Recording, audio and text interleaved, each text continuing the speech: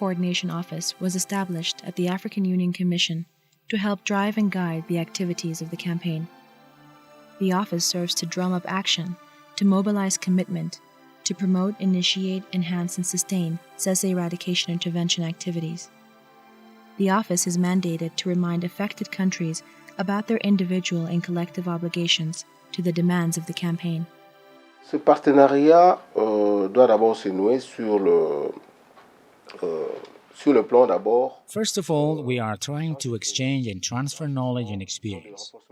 Secondly, we hope that we can reinforce capacity building efforts together with PATTEC. A plan of action to guide the implementation of PATTEC, based on a systematic creation and expansion of SESE-free zones, employing a phased, integrated area-wide approach, was developed and adopted by the affected countries.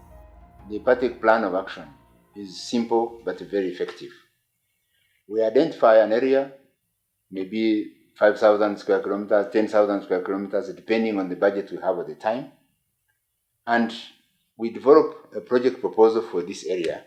We define the resources that are required and also the time it will take to eradicate tsetse flies from that area.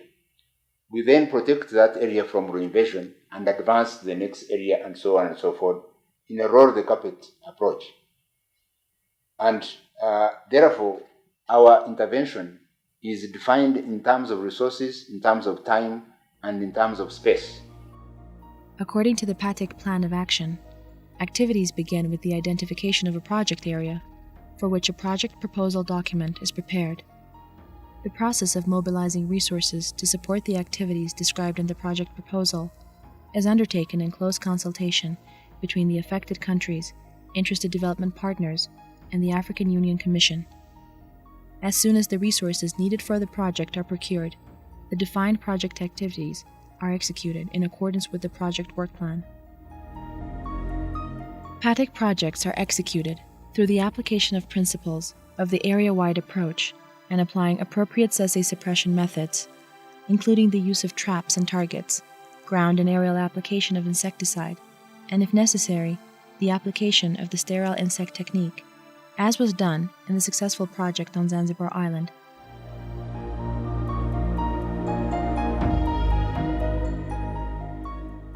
The solution demands involving the people who receive the brunt of the hit. PATTEC applies a community-based approach. And the community currently knows the importance of this project and gives support for the success of this project.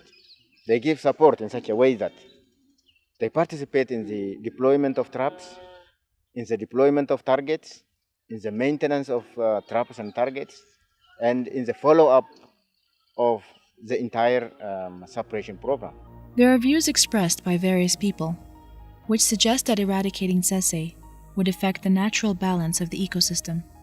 What do you say on this? PATTEC initiative is using technique which exists. We are not creating something new. We are using technique which have been existed for many years, which have been validated by other experts, and it is possible to spray. But before we do that, we have to do what we call environmental impact study around the park. And the example of Botswana and Namibia shows that there is a possibility to use what we call sequential aerial spraying to get rid of the disease and its vector. So it is possible to spray the tsetse fly. Post-SESE eradication reports in Zanzibar record an economic turnaround, including increased milk production, reduced costs in livestock veterinary care, and none of the negative consequences, such as land degradation or encroachment on game reserves, or other ecological disturbances that are often speculated by those opposed to SESE eradication. In fact, the efforts of rendering Africa SESE-free and those engaged in ecological conservation and preservation of wildlife and natural parks are completely complementary. After SESE flies are eradicated, wildlife animals will no longer be looked at as reservoirs of disease. They will themselves be healthier. Most countries have developed plans and strategies for the implementation of PATTEC. The African Development Bank has provided $70 million, which is actually available in terms of a loan, soft loan, to help 3 countries in Eastern Africa, that is Kenya, Ethiopia, and Uganda, and 3 countries in Western Africa, that is Ghana, Burkina Faso, and Mali. Following the success of Botswana and Namibia, neighboring countries of Angola and Zambia have now engaged action and are conducting aerial spraying operations aimed at eradicating trypanosomiasis. We need to be forward thinkers, we need to be planners in the continent, so that as of now we are talking of PATTEC Phase 1, but we should actually be planning for Phase 2 now, so that we have a proper sequence of how we achieve the eradication in Africa. In several countries, where there have been actual SESE eradication activities on the ground, results of reduced incidences of the disease have been realized and gratefully acknowledged by the relieved communities. At this time in the past, when the season is hot and dry, usually our cattle would catch trypanosomiasis and die. What we used to do a few years ago at this time was just drag the carcasses away and bury. But now, thanks to God, that is changed. The service is available. We are protected. We now fatten cattle for market and are able to produce meat and milk and have oxen for cultivating our plots. The African Union Commission, in collaboration with affected countries and interested development partners, is trying to develop an enduring framework through which countries engaged in the implementation of PATTEC can receive support.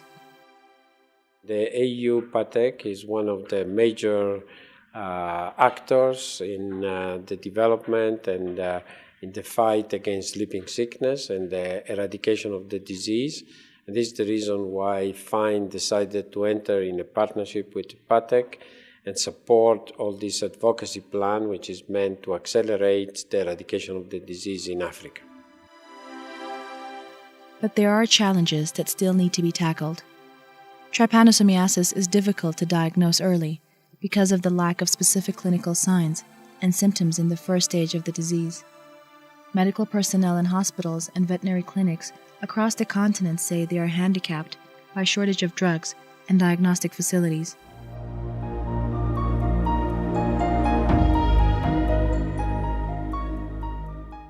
Efforts to develop an effective drug are trapped by lack of research. No pharmaceutical company is interested in investing huge sums of money in lengthy research of about at least 3 to 4 years to develop a drug that is destined exclusively for a population that cannot afford to pay for it.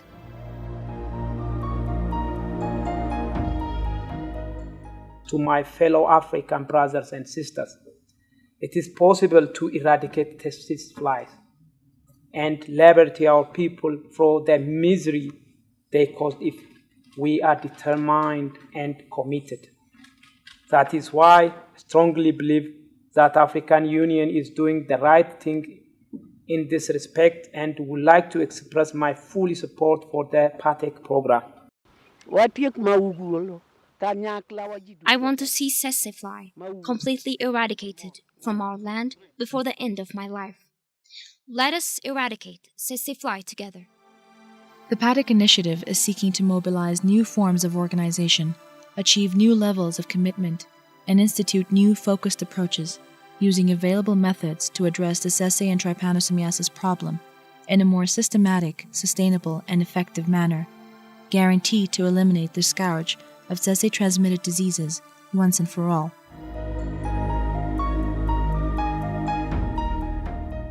If this is the 21st century, and man has succeeded in many fields of human endeavor, from feats of engineering and technology marvels, to the booming prospects of space tourism, to splitting the atom and dissecting the human genome, why should our communities remain captive to the shackles of their ecological circumstances, condemned to die from the disease of the 19th century?